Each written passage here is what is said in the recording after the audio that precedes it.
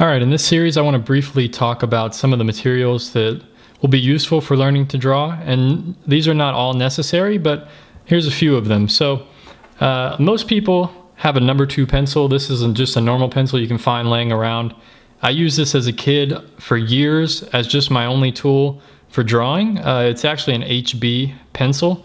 So if you have a set of drawing pencils with different kinds of hardnesses and softnesses of graphite, a number 2 is an HB. So it's kind of in the middle between, the hardest lead and the softest lead. It's kind of a mixture of both.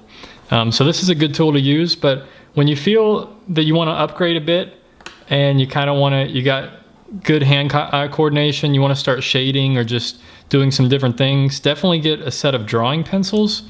And the reason is, I can show you the difference right here. So there's a 3B and a 2H. So here's a 2H. So we have a 2H. We can see the line it makes, kind of light there. But the 3B is a lot darker, a lot softer. It's just a different feel. So you're going to be able to get different things happening if you use a set of drawing pencils. And these are very cheap. You can find them on Amazon. I'll link some down below. And it's definitely useful to have to learn to use these. Maybe in the next video, I can show you the differences between what all these pencils do and how they're very helpful for learning to draw and really pushing your art to the next level. One of the next things are erasers. These are called kneaded erasers.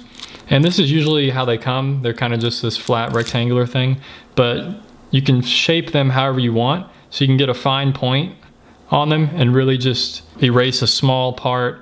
You can fold them over. Eventually they start looking dirty like this, and then they don't erase as much. They don't pick up as much graphite.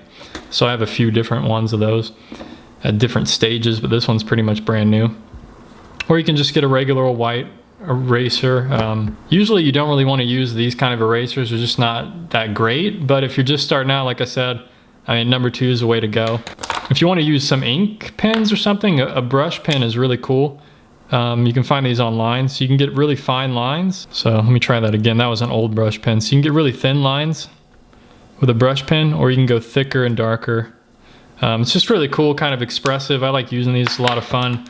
Or there's other ink pens that are more liners, just like a regular ink pen. So that's an interesting way to go if you want to get into ink. It's definitely more challenging because you can't erase anything. Just plain old printer paper is fine to use if you're starting out. I used this for years when I was a kid learning to draw. It's not a big deal.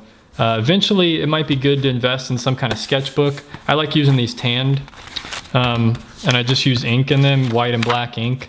So there's a lot of different things you can do, but you can also, just use graphite in them, etc., whatever you want to use. Or you could just get a regular sketchbook with white paper. But that's pretty much all you need. There's no need to complicate things. I just wanted to go over this because I didn't mention it at the beginning of the series. I just wanted to break things down a little bit for anybody that might be intimidated by drawing materials out there. It's important that you don't get caught up and buying so many materials all the time. Really focus on using and getting good with what you have.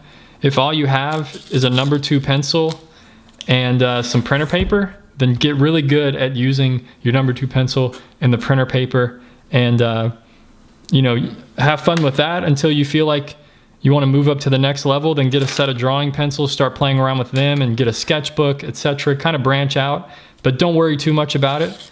But these are just some of the materials that I'm going to be showing you that I'm going to be using as this series progresses.